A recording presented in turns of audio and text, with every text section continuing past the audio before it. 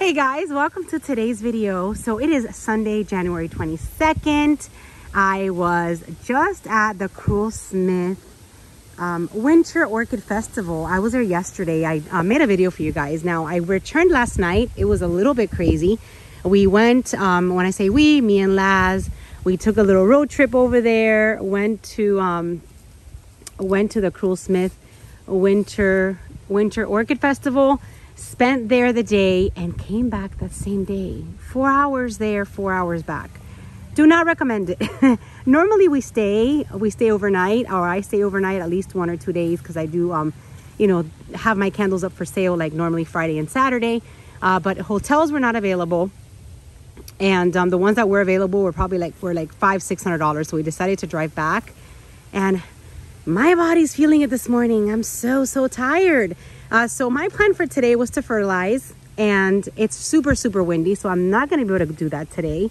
It will probably happen tomorrow. So tomorrow's video, I'm going to come out here hopefully and just show you what I'm going to fertilize with. In the meantime, I am going to show you what's going on today in the garden. Noticing a lot of yellow leaves. So I guess the yellowing of the leaves is starting to happen gradually. Because I was just in there and I was like, whoa, so many yellow leaves, which is probably the effect of the cold. Also, my dear husband decided to turn off my sprinklers because the dogs, don't come out here when the grass is wet. And he's like, don't worry, I'm watering. And my Vanda, especially the roots of my Vandas, are bone dry, which I'm going to get to that in a second, because I did get lots of advice from the vendors at Cruel Smith. If you guys saw that video, you will see where I'm speaking to the vendor at Florida Orchid House. I'm speaking to the vendor, to Julian from Cruel Smith. He gave me great advice. So I do think I am going to end up trimming just the bottom of the Vanda roots. You guys were waiting for my decision, and I think it's happening, but I am not going to do that until spring. So our spring is usually starts the end of February. Normally February is not very cold, and I can, spring starts to kind of like creep in, here in South Florida. It's been a cold year, so I don't want to risk it. So I think I'm going to wait till spring. Now, the one I'm going to trim only are the ones that are actually dragging on the ground. Just because, it's going to be hard for me to coil, which I can do if I really want to. Just a soft, kind of like a soft knot, not even a knot, just kind of like, twist them up a little bit so they don't drag. But, I did get the reassurance from those two vendors that trimming them is not going to harm at all, especially since I have so many roots. I can probably get a good maybe 6 inches off the bottom, and that will just stop it from dragging on the ground. Like you guys heard, for those of you that saw the video on what Ben said, is that the bugs are going to start crawling up, and you guys also recommended for me to put them higher, but honestly that's not going to work for me because I do have my cable. Remember, guys, really important, you need to do what works for you. You guys recommend, and I appreciate so much your recommendations, your suggestions, your advice. Just bring them higher. But you know what? I have this wire here, this cable that my gardener put in. It's all around. It's not that high, and it's gonna be, I need to find a solution quick. I can add more, but I need to work with what I got. I can't go crazy. I just have to, just figure it out. As long as I have a good root system, trimming just a little bit off the bottom will not harm it, because the Vandas do produce roots from the highest, what is that she told me? I don't want to misquote, but you see how they produce roots from the top. I don't know. I forgot what she told me, but she said, and so did Julian, that trimming off a little bit, they do it when they drag. They do both. They coil them and they cut them. So it's not going to harm it, and I'm just going to do it. And I'm not going to do it on all of them. I'm just going to kind of do it. And I'm also not going to do like the full 6 inches if they don't need it. So For example, if I do decide to cut some of these, I'm just going to cut a little bit just so that it doesn't touch the ground. And then I'm going to leave it alone. And then I'm going to just spray it down with seaweed kelp. But, you know, they do look great. I mean, look at all the keikis. Look at all the roots that are growing. Of course, they look like they haven't been watered in a year because of the fact that my husband keeps turning off the sprinkler system. And you know, they look like this. It's like, it's really annoying. I'm like, why'd you tell? Well, I was out there and I watered them. It's like, it's not enough. They need to be on a constant spray for about 30 minutes. And I'm sure he doesn't sit out here. Look, there is the evidence that he did water. But yeah, he did water, but I feel like it's not enough. I like them to get watered with the sprinklers. And you know, my idea today was to do the fertilizing and everything I needed to do. But if you guys can hear it, I mean, or see it, it's super, super windy today, and I'll get the fertilizer all over myself, and I don't want to do it. So yeah, like I told you guys, lots of yellowing, more yellowing than I've noticed.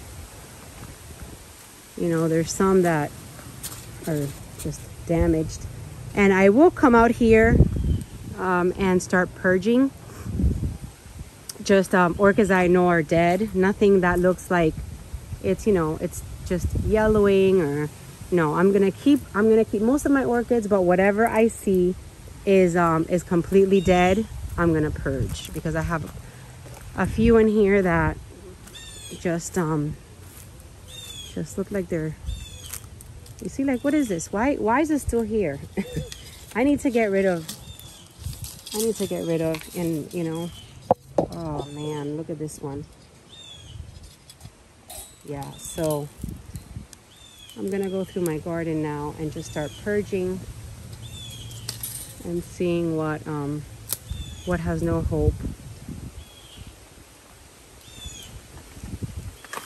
Let's see. Yeah, everything out here looks really dry. I need to water. All right, let me just show you some pretty.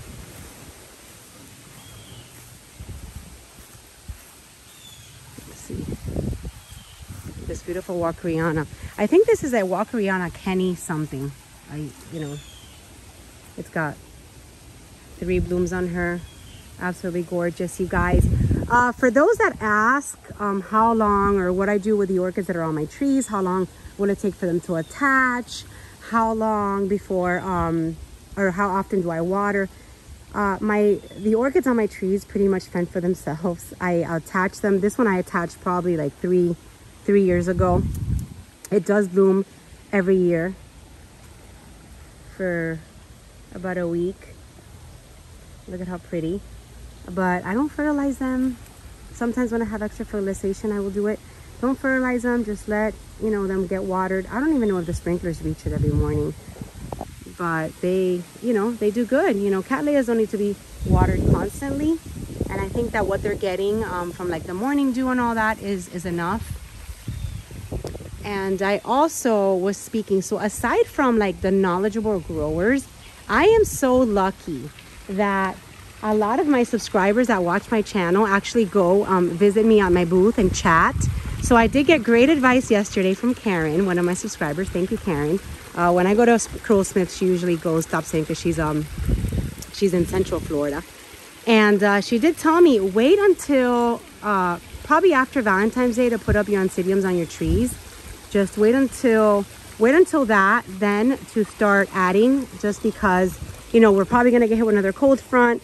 Not sure if we're gonna get anything less than 50 in the upcoming weeks, but I think I'm gonna wait to do that. I was planning on also getting it done this weekend, which is just adding my new Oncidium sweet sugars to my trees and just kind of like start covering them up.